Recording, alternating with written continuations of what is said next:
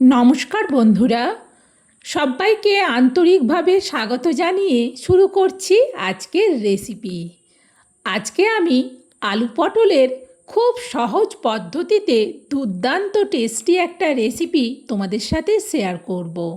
যেই রেসিপিটা দিয়ে রুটি পরোটা লুচি খেতে দুর্দান্ত লাগে, তবে এটা ভাত মুড়ি সবের সাথে খাওয়া যাবে। আর রেসিপিটা কিন্তু আমি সম্পূর্ণ নিরামিষভাবেই বানাবো। রেসিপিটা বানানোর জন্যে আমি কিন্তু 300 গ্রাম পটল খোসা ছাড়িয়ে ধুয়ে নিয়েছিলাম। এখন আমি পটলগুলোকে লম্বা দিকেই 4 টুকরো করে কেটে নিচ্ছি। আর এই রেসিপিটার জন্যে পটল কিন্তু একটু লম্বা করে কাটলে দেখতে ভালো লাগে, সেই জন্য এইভাবেই কাটছি। রোজ রোজ রুটি খাওয়ার জন্যে কী বানাবো, আর একই আলু পটল হলে কিন্তু বাড়ির লোকেরা খেতে একটু অপছন্দ করে। কিন্তু যদি একই আলু পটল দিয়ে একটু অন্যরকমভাবে রান্নাটা হয়, স্বাদ কিন্তু মুখে লেগে থাকবে। দেখো, সব পটলগুলো কিন্তু আমি একই রকমভাবে কেটে নিলাম। আর প্রত্যেকটা পটল কিন্তু খুব নরম। আর আমি আলু নিচ্ছি এখানে ছোট সাইজের 2টো আলু। আলু দুটো যেহেতু ছোট ছোট, সেই জন্য 2টো নিচ্ছি। তবে তোমরা তোমাদের ফ্যামিলি মেম্বার অনুযায়ী আলু আর পটল নিও। সত্যিই বলছি, রেসিপিটা বানানো খুবই সহজ, খেতে কিন্তু দুর্দান্ত টেস্টি হয়। আলু পটল আমার কাটা হয়ে গেছে। বন্ধুরা, তোমরা কিন্তু কেউ স্কিপ করে রেসিপিটা দেখো না। আমি কিভাবে সহজ পদ্ধতিতে দুর্দান্ত টেস্টি আলু পটলের রেসিপিটা বানাবো, সেটা কিন্তু পুরোটা দেখো। চলো যাই রান্নাঘরে। রান্নাঘরে এসে গ্যাস জেলে কড়া বসিয়ে দিয়ে কড়াতে দিয়ে দিলাম সরিষার তেল। এবার খুন্তি দিয়ে তেলটাকে কড়ার উপর পর্যন্ত চাড়িয়ে নেব। আর ততক্ষণে কিন্তু তেল আর কড়া খুব ভালোভাবে গরমও হয়ে গেছে। এইভাবে তেল আর কড়া গরম হওয়ার পর দিয়ে দেবো এবার আলুগুলো। সব আলুগুলো দিয়ে দিলাম। এবার খুন্তি দিয়ে উল্টে পাল্টে আলুগুলোকে নাড়াতে থাকবো। আলুগুলোকে কিন্তু ভালোভাবে ভেজে নেব। আর গ্যাসটা কিন্তু এখন মিডিয়ামে করে দিয়েছি।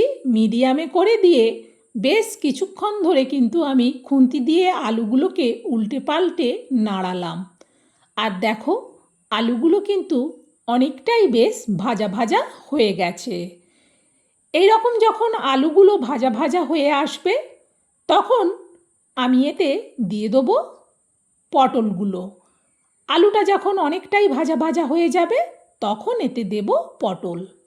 সব পটলগুলো দেওয়ার পর আবারও খুন্তি দিয়ে পটলটাকে আলুর সাথে মিশিয়ে নাড়াতে থাকবো।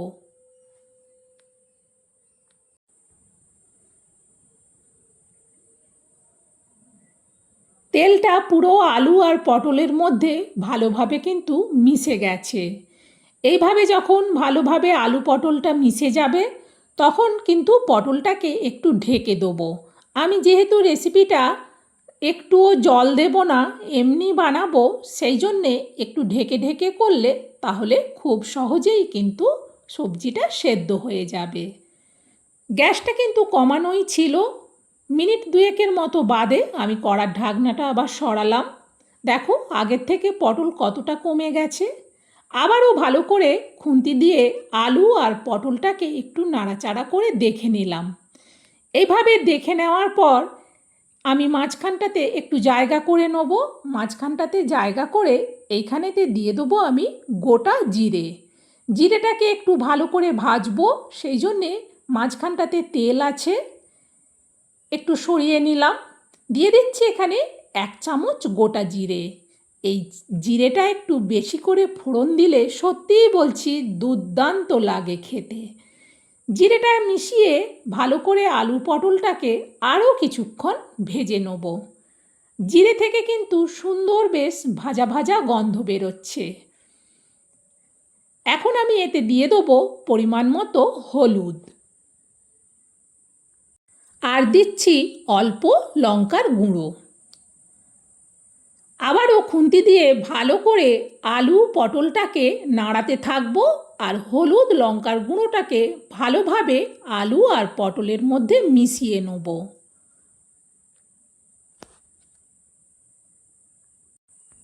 দিয়ে দিচ্ছি এবার পরিমাণ মতো লবণ, আর দেব অল্প চিনি।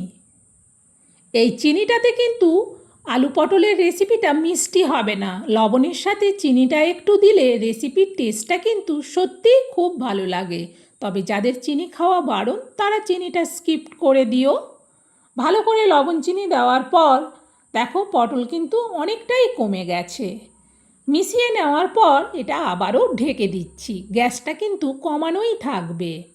আবারও মিনিট দুয়েক বাদে কড়ার ঢাকনাটা সরাচ্ছি। ঢাকনাটা সরিয়ে আবারও খুন্তি দিয়ে আলু পটলটাকে আগে একটু ভালো করে নাড়াচাড়া করে দেবো।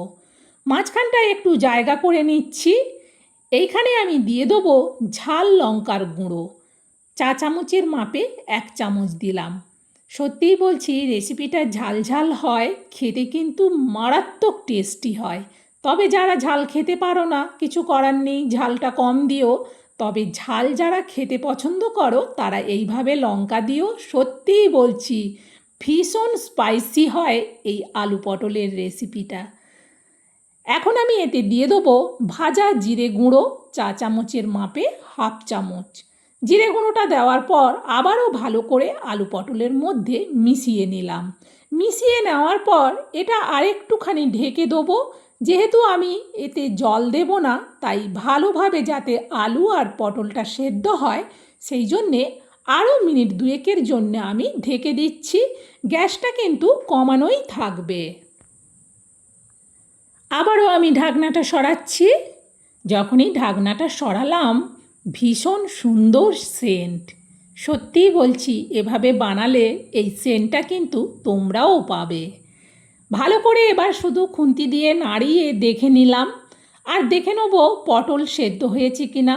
পটল কিন্তু খুব ভালোভাবে সেদ্ধ হয়ে গেছে। যেহেতু এটায় জল দেব না সেই জন্যে এইভাবে একটু ঢেকে ঢেকে বানালে আলু পটল সব কিন্তু ভালোভাবে সেদ্ধ হয়ে যায়। দেখো সুন্দরভাবে কিন্তু হয়ে গেছে। একটা আলুও কেটে দেখিয়ে দিলাম, আলুটাও সুন্দর সেদ্ধ হয়ে গেছে। এবার আমি এটা নাবিয়ে নেব। এই স্টিলের বড় জায়গাটার মধ্যে পুরো আলু পটলের রেসিপিটা আমি নাবিয়ে নিচ্ছি। বন্ধুরা, রোজ রোজ রুটি খেতে যারা চিন্তায় পড়ো কী বানাবে, তাদেরকে বলছি এইভাবে আলু পটলটা বানিয়ে দেখো। মনে হবে সপ্তাহে 4 বার এই আলু পটলটা বানিয়ে খাই। দুর্দান্ত টেস্টি হয়। আর সম্পূর্ণ নিরামিষভাবে বানালাম। এই ঝাল ঝাল টেস্টি আলু পটলের রেসিপিটা আমি যেভাবে বানালাম তোমাদের কেমন লাগলো সেটা কমেন্টে জানিও।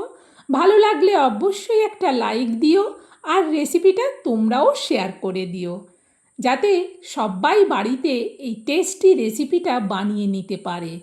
বন্ধুরা, আজকের মতো রেসিপি শেষ। আবার পরের রেসিপিতে দেখা হবে। সবাই ভালো থেকো, সুস্থ থেকো।